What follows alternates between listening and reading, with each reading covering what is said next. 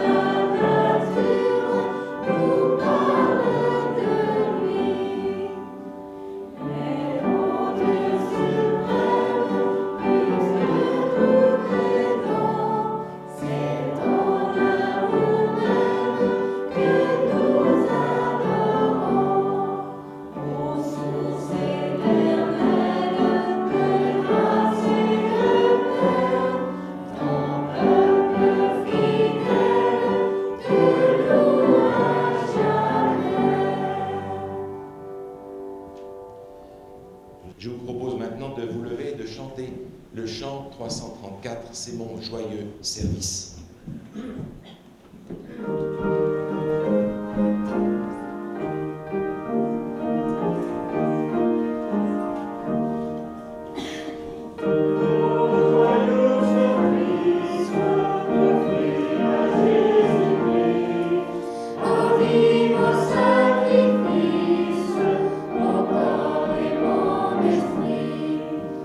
Accepte mon offrande,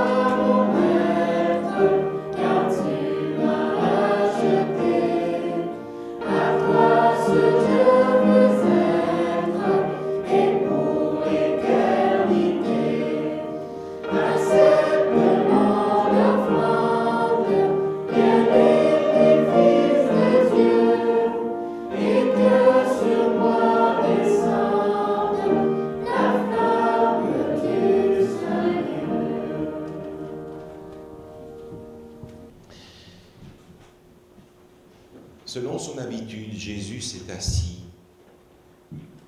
et il a rassemblé autour de lui ses disciples, ceux qui étaient là, ceux qui étaient désireux d'entendre sa parole. Il s'est assis comme celui qui enseigne avec autorité, nous dit la parole de Dieu. Il a commencé à leur parler en leur disant, voilà, le royaume des cieux est semblable à... Et il a commencé à leur raconter une de ces paraboles dont il avait le génie, une histoire de leur vie quotidienne. Et il leur dit, voilà, un homme avait un grand domaine, il avait de grandes vignes. Et comme d'habitude, cet homme veut chercher des ouvriers pour travailler dans sa vigne. C'est à l'époque où beaucoup de gens travaillent comme journaliers. Alors c'est au propriétaire à aller chercher les employés dont il a besoin.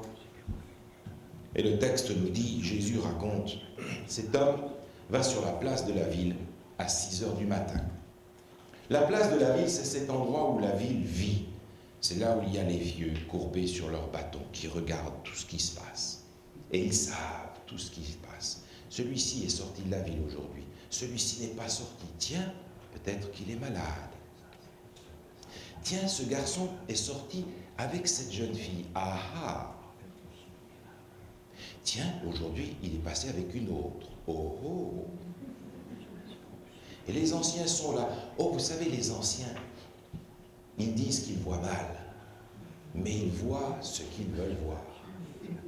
Et ils entendent, oh, ils disent, je suis un peu sourd, mais ils entendent ce qu'ils veulent bien entendre. Et sur la place de la ville, il y a les vieux qui sont là et qui savent tout sur ton père, ton grand-père, ton arrière-grand-père, tout. C'est là que vit la ville. C'est là que l'on vient pour vendre les choses, c'est là que l'on vient pour parler, c'est là que l'on vient pour faire les transactions, c'est là que l'on vient pour demander à ses anciens conseils sur ce qu'il faut faire dans la vie. Alors cet homme va sur la place à 6 heures du matin et il trouve là les saisonniers qui attendent d'être employés. La journée de travail, elle a 12 heures, de 6 heures à 6 heures. Alors ce maître va là, il voit des hommes qui n'ont rien à faire, qui attendent d'être utilisés pour gagner leur vie. Et il les embauche. Venez travailler dans ma vigne. Je vous donnerai 1 denier. Et 1 denier, c'est le salaire normal d'une journée de travail. Rien d'extraordinaire. Jésus raconte finalement le quotidien de ces gens-là. Jusque-là, dans l'histoire, tout va bien. Un maître qui a besoin d'ouvriers, qui va en chercher sur la place de la ville, qui leur donne un denier, fantastique. Ça, c'est une bonne parabole, parce que c'est ce que nous vivons tous les jours. Mais son domaine est important, il est grand, et il n'a pas assez d'ouvriers pour travailler pour lui. Alors, il revient, nous dit le texte, à 9 heures du matin. Et il y a là encore des gens, oh, ils se sont levés un petit peu plus tard. Et il dit, mais qu'est-ce que vous faites là? Ben, on attend d'être embauché. Mais venez, moi j'ai du travail plein les vignes. Venez, je vous donnerai une rétribution juste et raisonnable. Bon, d'accord, ils viennent. Mais cet homme a un immense domaine. Si bien qu'à midi, il passe sur la place de la ville et il y a là encore des gens qui attendent, qui cherchent des employeurs pour la journée. Et cet homme s'adresse à ses ouvriers, il dit, mais vous n'avez pas de travail? Ben non, personne n'est venu pour nous embaucher. Mais venez, moi j'ai du travail pour vous. Ok, je vous donnerai un salaire raisonnable. Alors ils viennent pour travailler dans la vigne de cet homme. Et puis, ce maître, ce vigneron, revient à 3 heures de l'après-midi. Là, déjà, les gens qui écoutent cette parabole se disent, ça commence à être bizarre, parce que quel est le maître qui va vouloir employer quelqu'un à 3 heures de l'après-midi? Enfin, on vient travailler à 6 heures le matin, ça commence. Il n'y a pas à 3 heures de l'après-midi. Et pourtant, lui, à 3 heures de l'après-midi, il va encore sur la place de la ville, et il trouve des gens qui sont là à rien faire. Ils sont à la terrasse du café, en attendant qu'un maître, un homme bien habillé, vienne chercher des travailleurs. Alors, cet homme passe devant les terrasses du café, s'il y en avait, et leur disent, mais enfin, vous ne faites rien. Ben non, personne n'est venu nous chercher. Mais venez, j'ai du travail pour vous. Alors ils viennent. Et puis ce maître est un maître curieux. Déjà ceux qui écoutent dans l'assemblée se disent, il est bizarre ce maître, ça a bien commencé mais c'est un peu étrange. Quel est le maître qui va aller, cette fois-ci, à 5 heures de l'après-midi pour chercher les employés? Enfin, on arrête à 6 heures. Il vient, le maître, et il trouve encore des gens qui sont là à ne rien faire. Tu n'auras pas d'argent aujourd'hui? Mais non, mais personne n'est venu me chercher. Mais à quelle heure es-tu venu? Ben, il est arrivé peut-être un peu tard pour chercher du travail. C'est ça le problème. Alors le maître lui dit, à 5 heures, tu veux travailler pour moi? Oui. Alors viens, je te donnerai un salaire raisonnable. 5 heures. Le temps qu'il arrive, qu'il monte dans le pick-up du vigneron et que le vigneron l'emmène sur sa terre, qu'il lui donne les outils, il commence à travailler. Écoutez, ils ont commencé à 5 heures, tout s'arrête à 6 heures. Combien de temps ont-ils travaillé? Pas grand-chose. Les autres sont déjà tous là en transpiration, mouillés sous les bras et mouillés dans le dos. C'est la pleine activité.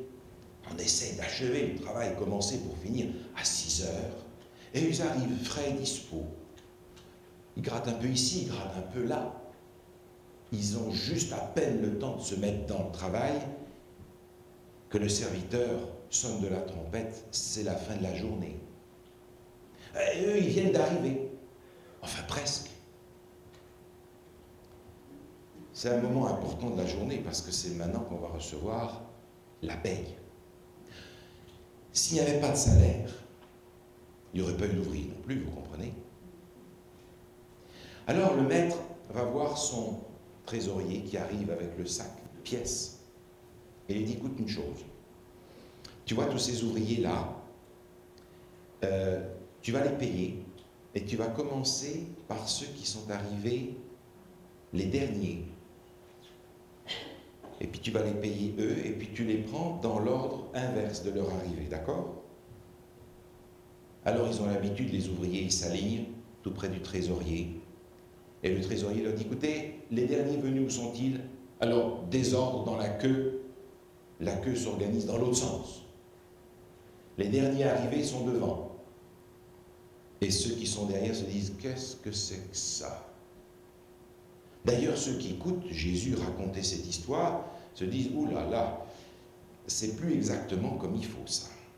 D'abord, heureusement qu'il n'a pas de syndicat, parce que sinon ça commencerait à ne pas aller très bien.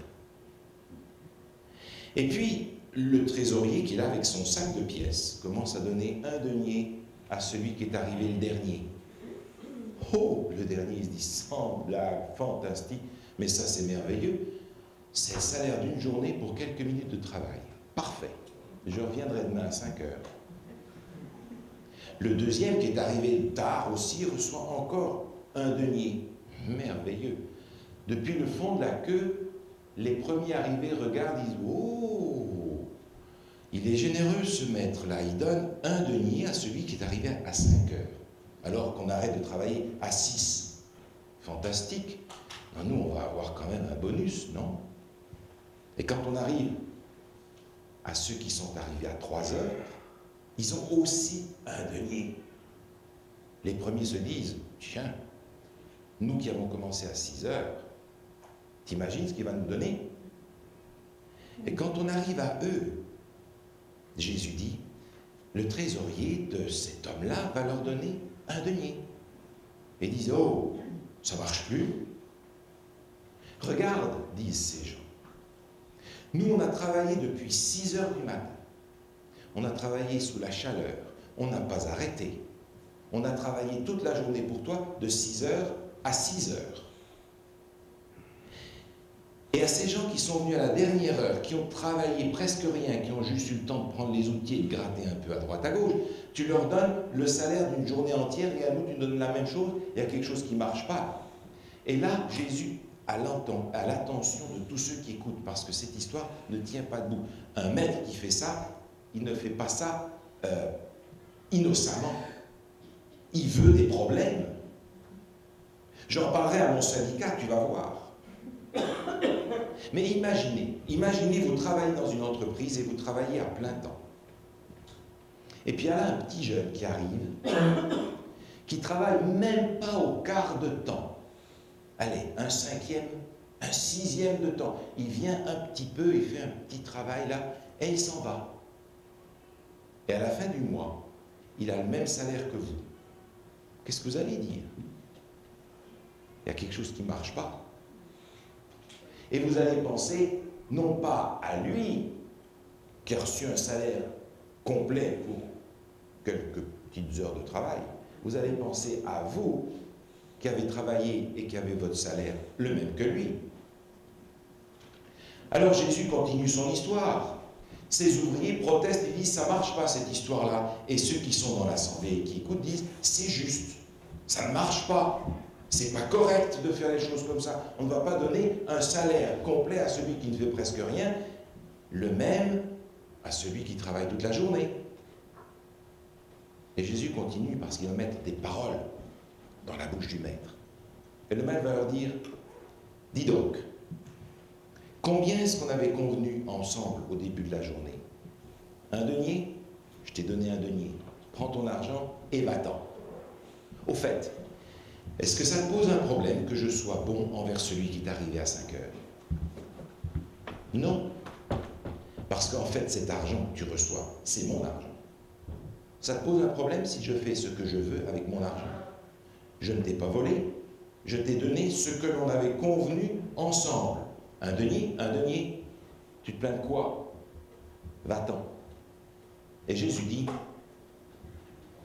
ainsi, les derniers seront les premiers seront les derniers. Au début du chapitre, Jésus avait dit l'inverse. Il avait dit, plusieurs des premiers seront les derniers et plusieurs des derniers seront les premiers.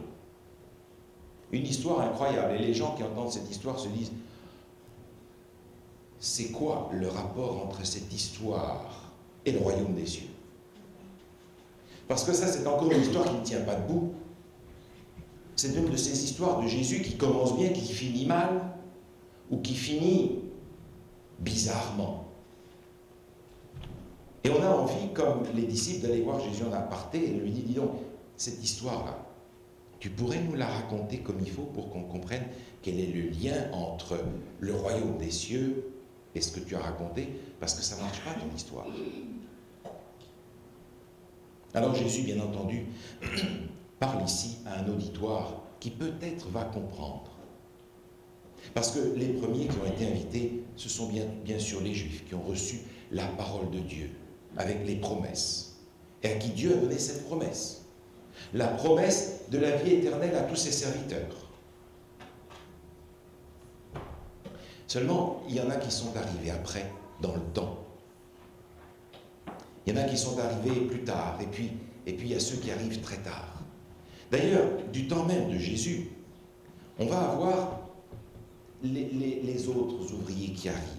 Vous vous souvenez, dans l'évangile de Luc, il nous est rapporté qu'à un moment donné, des gens vont aller voir André et lui dire « Nous voudrions voir Jésus ». Et le texte nous dit que c'était des Grecs qui avaient voyagé de loin, qui avaient entendu parler de ce Jésus qui est là-bas à Jérusalem. Et ils disaient « Nous voudrions voir Jésus ». Et Jésus avait été touché par cette demande. Parce qu'il avait déjà vu au sein de son peuple des étrangers manifester une foi plus grande que les gens de son propre peuple. Un centenier romain, un soldat par exemple. Et voilà maintenant que des gens voyagent de loin pour venir le voir. Jésus sentait, voyait déjà là ces ouvriers qui venaient à une heure tardive. Ils n'avaient pas reçu la parole de Dieu au même moment que les Juifs. Mais il voyait que de ces gens avaient dans leur cœur un désir ardent de le connaître, de le voir, de le rencontrer. Jésus voyait là ces ouvriers qui arrivent à 9 h du matin, qui arrivent à midi, qui arrivent à 3 h. Et puis vous vous souvenez, Jésus va prier son Père, c'est cette prière qui est rapportée dans l'évangile de Jean, chapitre 17, où il dit, je ne te prie pas simplement pour eux, pour ces 12 là, je te prie pour tous ceux qui croiront à cause de leurs paroles. Mais ça, c'est vous et moi. En fait, nous sommes, nous aussi, ceux qui sont arrivés à la fin de la journée, si on prend le temps de cette façon-là. Nous sommes arrivés tardivement. Voilà 2000 ans que Jésus est remonté au ciel. Et il y en a encore des ouvriers de la 11e heure qui arrivent. Alors, dans le temps, bien entendu, tous ceux qui ne sont pas juifs vont représenter tous ces ouvriers qui viennent plus tard. Et curieusement, ce sont les ouvriers qui étaient là les premiers qui n'ont pas compris ce que Jésus voulait leur montrer.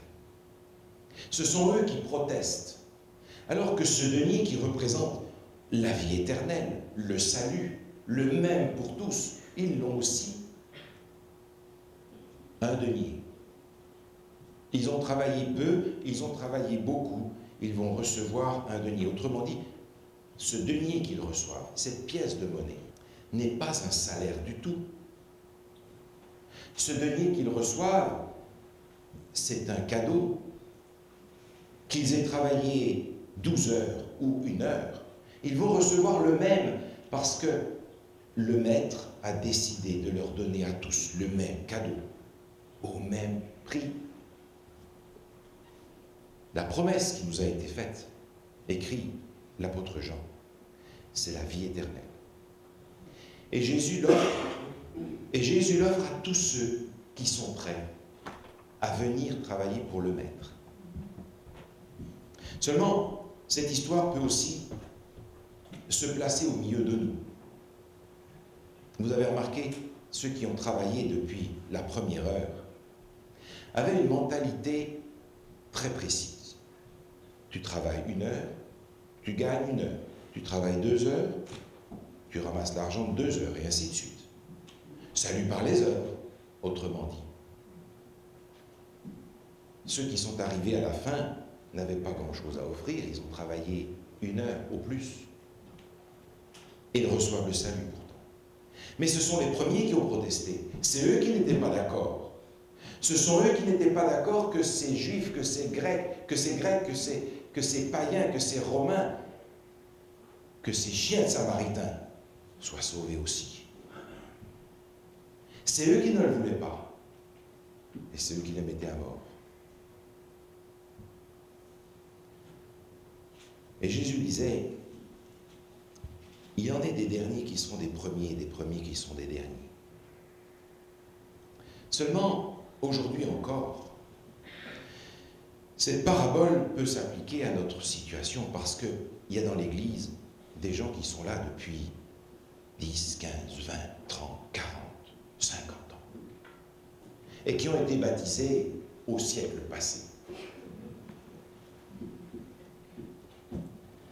Alors quand tout d'un coup vient dans l'Église quelqu'un qui les a toutes faites dans sa vie, il a fait toutes les bêtises que le monde peut imaginer, toutes les erreurs, il a goûté à tous les alcools, il a goûté à toutes les boîtes de nuit, il a goûté à tout ce que le monde offre, tout, je dis tout, jusqu'au jour où le Seigneur le frappe en plein visage et le fait rentrer dans l'église, parce que c'est là sa place. Ceux qui sont dans l'église depuis 50 ans, qui disent, dis donc, moi, j'ai pas mangé de viande impure depuis ma naissance. Moi, je n'ai pas été dans les boîtes de nuit. Moi, je ne lis pas ceci, je ne regarde pas la télévision, je n'ai fait ni ceci, ni cela, ni cela, ni cela. C'est toujours ma première femme. Toi, on ne les compte plus. Et puis maintenant, tu viens dans l'église et puis tu nous dis comment il faut faire. C'est pas un petit peu difficile à avaler, ça? L'ouvrier de la 11e heure qui arrive et que le Seigneur a été chercher sur la place de la ville parce que pendant toute la journée de sa vie, il a eu le temps de faire toutes les bêtises pendant que personne n'avait été le chercher pour l'embaucher. Et maintenant qu'il a fait toutes les bêtises de sa vie, le Seigneur l'appelle et l'amène dans son église. Et dit, voilà ta place. et tu as un denier comme les autres parce que tu peux être sauvé par le cadeau que Jésus te donne. Alors au sein de l'Église, il peut y avoir aussi cette parabole-là. Mais il y a quelque chose qui manque dans cette histoire. C'est que le denier, ce n'est pas un salaire, c'est un cadeau.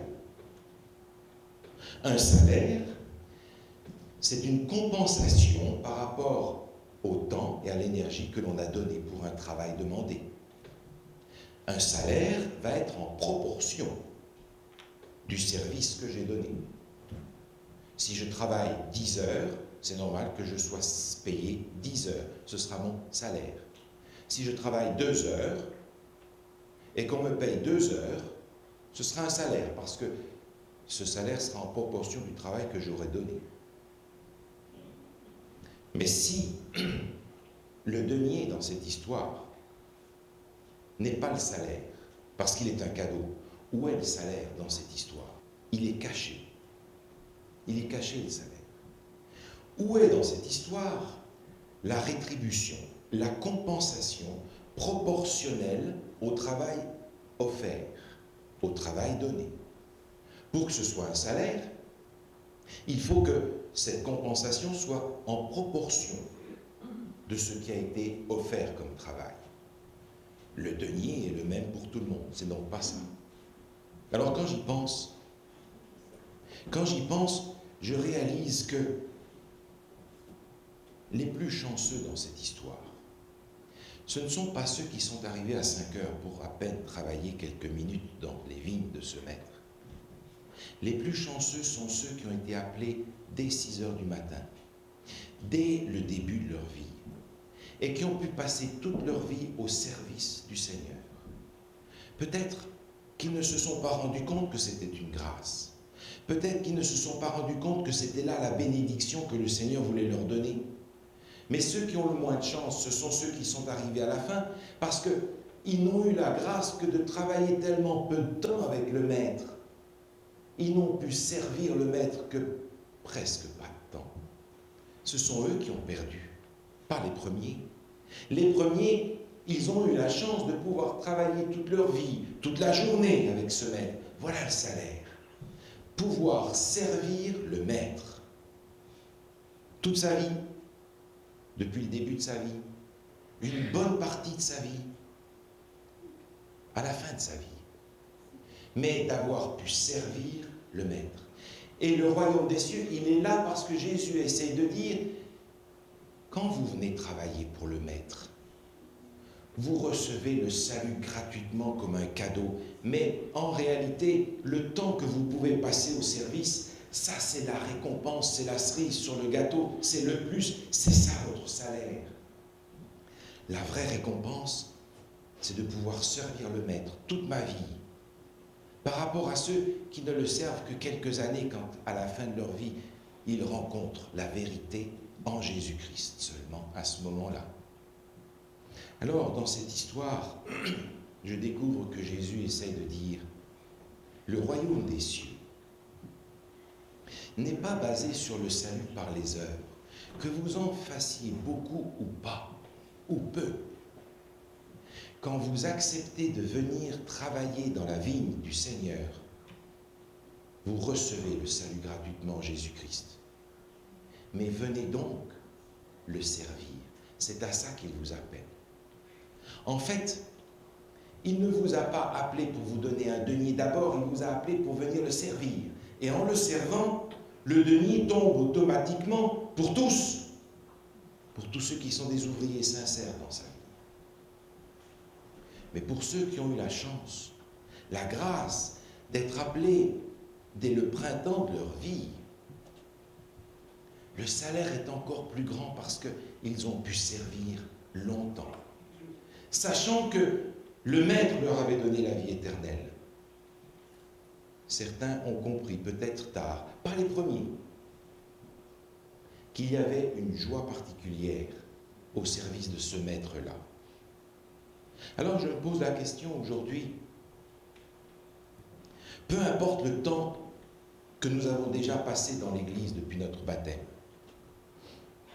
ce temps est-il un temps de joie et de service volontaire, sachant que le Seigneur nous a sauvés par son sacrifice et que maintenant il nous offre le privilège de pouvoir le servir, le privilège de pouvoir vivre selon le mode d'emploi qu'il nous a donné, le privilège de pouvoir le servir selon les lignes directrices de sa parole, le privilège de vivre comme lui nous propose de vivre.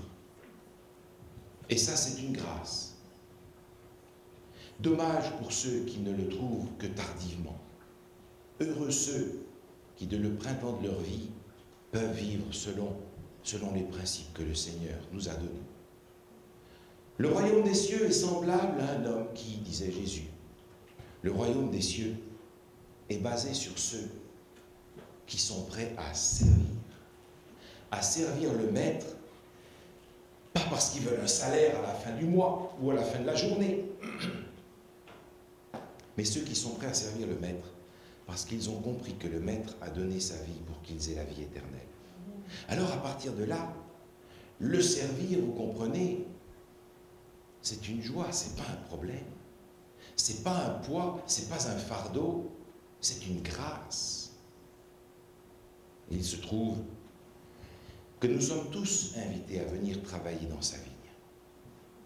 Il ne va peut-être pas donner le même travail à tout le monde, mais peu importe, c'est toujours pour le même maître que nous travaillons en fait, n'est-ce pas?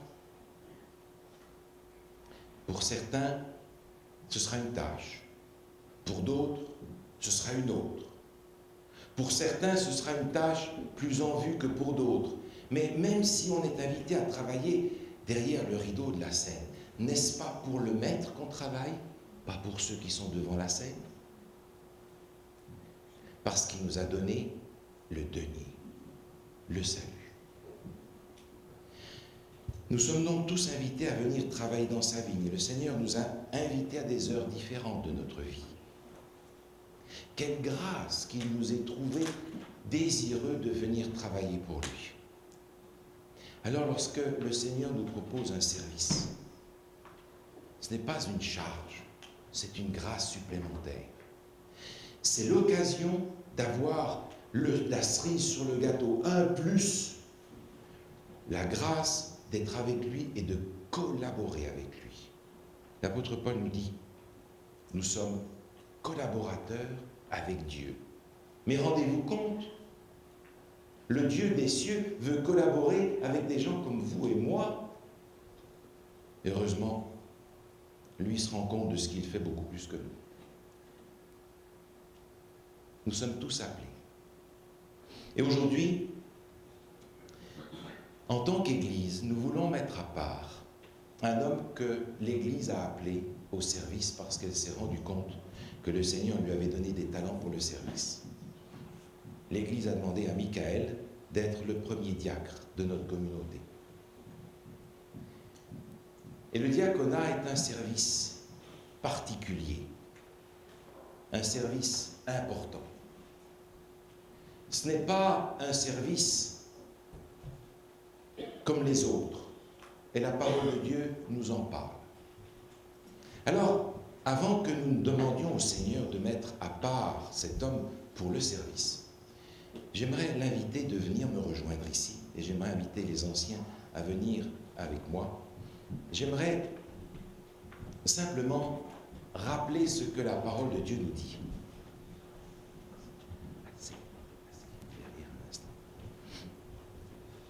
Vous vous souvenez, dans le livre des Actes,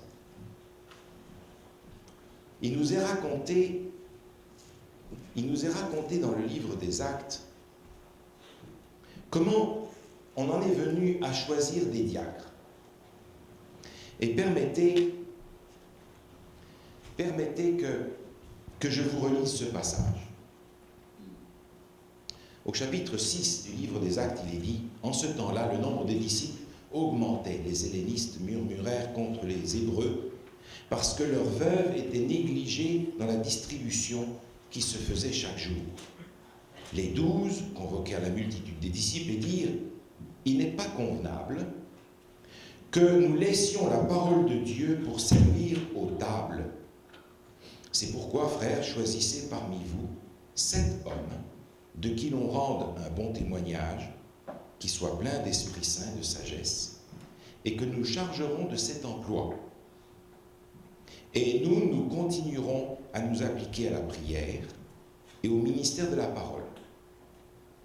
Cette proposition plut à toute l'assemblée, et ils élurent Michaël, Jacques et d'autres. Voilà comment cette histoire est venue. Ils avaient besoin de quelqu'un pour les aider. Ils avaient besoin de quelqu'un pour les soutenir dans leur ministère. Alors il y a une part dans ce texte que j'aime bien. Permettez que je fasse un petit peu un spot publicitaire. Il est dit au verset 4. Et nous continuerons à nous appliquer à la prière et au ministère de la parole. Vos pasteurs qui sont ici sur l'estrade ont besoin de pouvoir s'appliquer à la prière et au ministère de la parole. Parce que si tout repose sur un seul, ou 2, ou 3, alors à ce moment-là, comment va-t-on pouvoir réaliser le ministère que chacun a reçu? Ces frères sont les pasteurs de l'église de Saint-Georges. Seulement, nous avons besoin d'hommes, comme il est dit ici, de qui l'on rende un bon témoignage, qui sont remplis de l'Esprit Saint, remplis de sagesse, et qui vont être capables de remplir des tâches particulières de service pour l'Église. L'Église a reconnu en Michaël un homme comme ça. Et c'est la raison pour laquelle nous voulons le mettre à part pour ce service-là. Alors, être diacre, ce n'est pas celui que l'on charge de faire le nettoyage de l'Église et tous les sales travaux que personne ne veut faire. C'est pas ça le travail de diacre. Le diacre, c'est celui qui, lorsque l'ancien n'est pas là, est responsable de l'Église. D'ailleurs, relisez le livre des Actes et regardez lorsqu'il est question des diacres.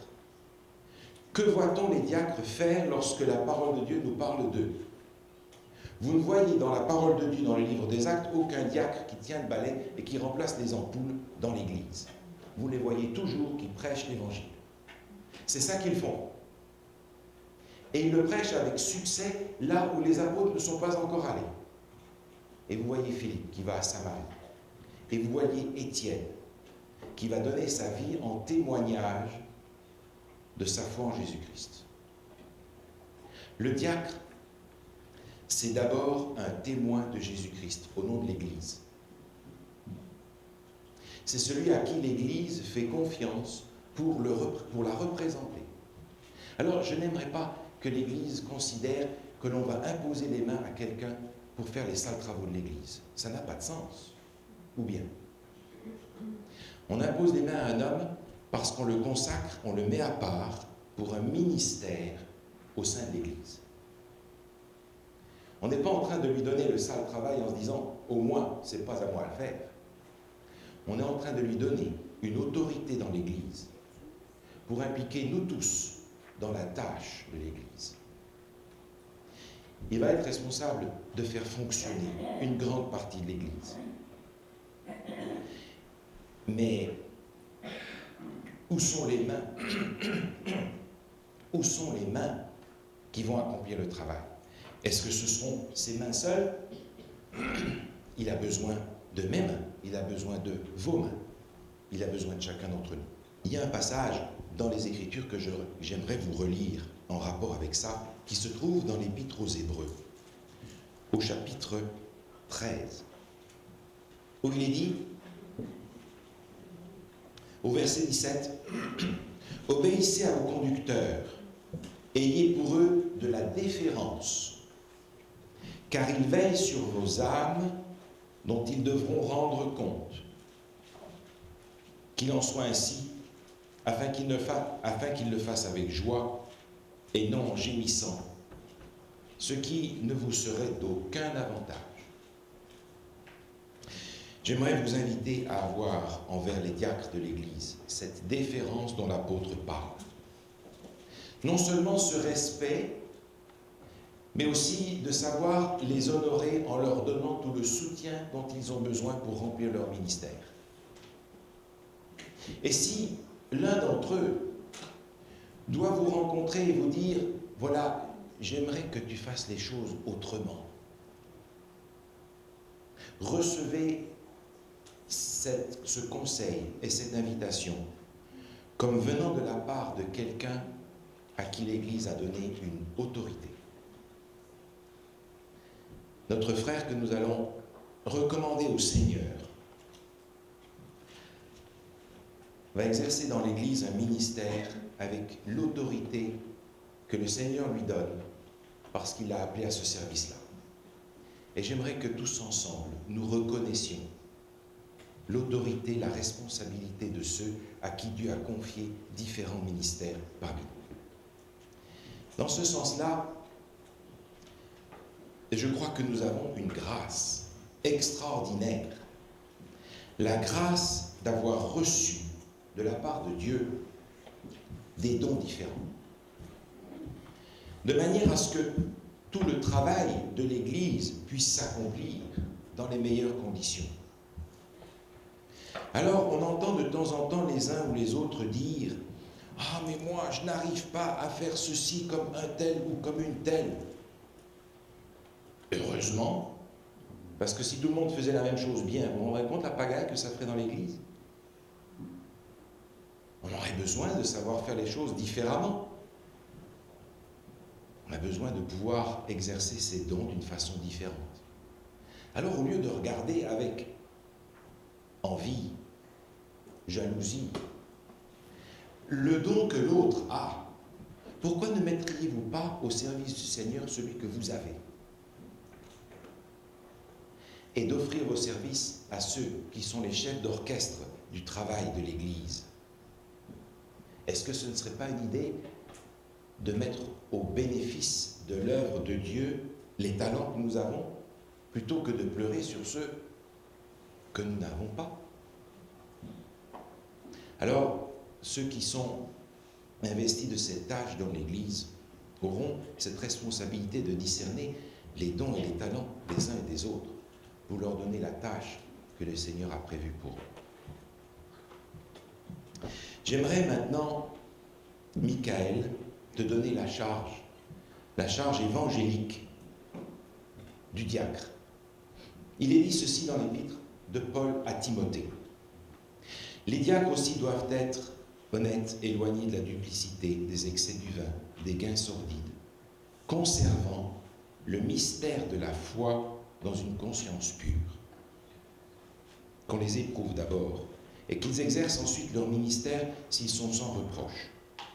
Les diacres doivent être mariés d'une seule femme, bien diriger leurs enfants et leur propre maison, car ceux qui remplissent convenablement leur ministère s'acquièrent un rang honorable et une grande assurance dans la foi en Jésus-Christ. C'est une grâce d'être appelé au service. Et ce service qui t'est demandé, Michael, c'est un service pour un ouvrier de la 11e heure, mais qui a encore toute la vie devant lui. Un service, non pas pour être meilleur que l'un ou que l'autre, mais le service de quelqu'un qui a reçu le salut en Jésus-Christ et qui, débordant de reconnaissance, s'offre au Seigneur pour être utilisé toute sa vie par lui. Alors, lorsque nous allons imposer les mains à notre frère, en réalité, nous allons faire une prière d'intercession, où nous allons demander à Dieu d'accorder à notre frère cette mesure d'esprit nécessaire pour qu'il puisse accomplir le ministère que l'Église a besoin qu'il accomplisse. Nous ne sommes pas capables de lui donner cette puissance-là, c'est celle du Seigneur. Et c'est pourquoi tous ensemble, nous allons demander au Seigneur cela. Même si c'est l'un d'entre nous qui va prononcer cette prière, c'est une prière qui est prononcée au nom de toute l'Église. C'est toute l'Église aujourd'hui qui demande au Seigneur d'accorder son esprit à Michael pour le service qu'il a à rendre. Autrement dit, quand la prière sera terminée, tous ceux qui seront d'accord avec cette prière pourront dire de tout leur cœur « Amen » et « Amen ». N'est-ce pas? J'aimerais remercier Michael pour le service qu'il a accepté de recevoir. Et tous les services, comme dans l'histoire qui nous est racontée par Jésus, provoquent de la transpiration. Alors, ce service te demandera de la transpiration. Mais j'apprends au fur et à mesure que la transpiration, c'est le résultat de l'effort. Et que l'effort et l'exercice fortifient. J'apprends ça. Et on l'apprend aussi dans le domaine du service de l'Église. J'aimerais inviter maintenant les anciens à venir avec moi. Nous allons nous mettre ici en bas pour avoir plus de place. Et nous allons recommander notre frère au Seigneur. Caroline, si tu veux venir te mettre debout ici, s'il te plaît. Et on se met à genoux.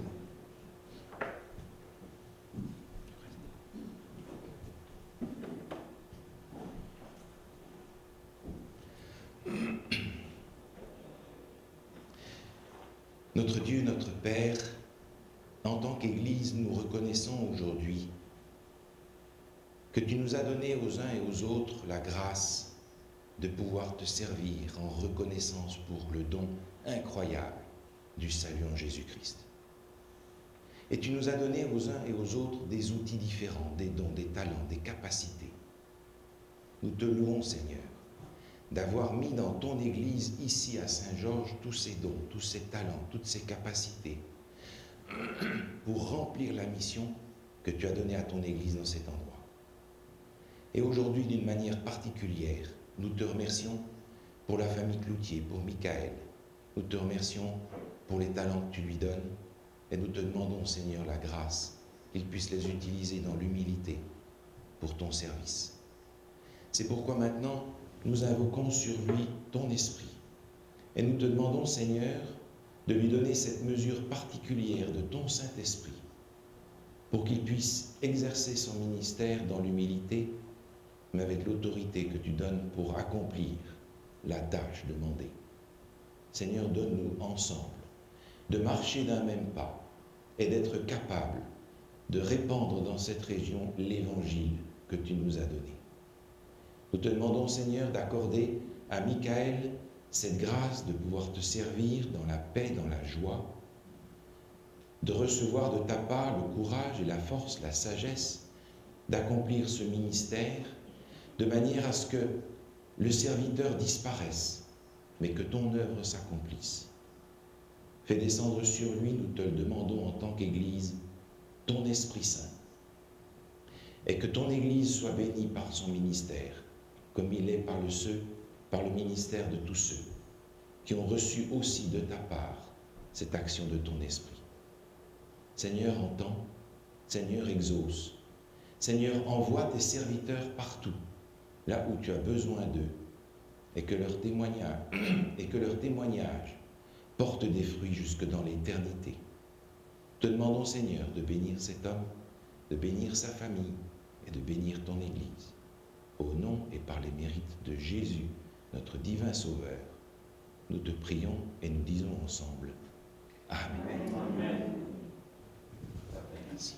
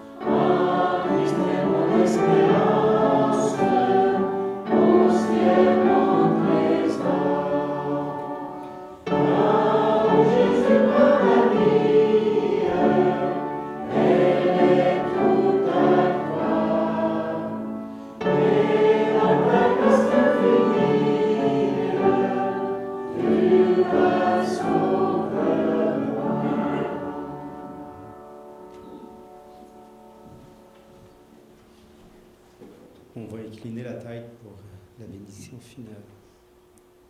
Éternel, notre Dieu, notre Père, merci de toutes ces bénédictions que vous avez répandues tout au long de cette journée qui est commencée. On sait, Éternel, que vous allez agir cette semaine à travers les vies de nos frères, nos sœurs, dans tous les besoins qu'ils auront. Et je vous prierai, Éternel, de faire descendre votre esprit sur chacun d'entre nous pour qu'on puisse vivre en votre volonté, qu'on soit des frères et des sœurs de service, sachant reconnaître les endroits où vous voulez qu'on œuvre dans votre grand plan de salut. C'est dans le beau nom et le mérite du sang de notre Sauveur Jésus-Christ qu'on veut vous prier.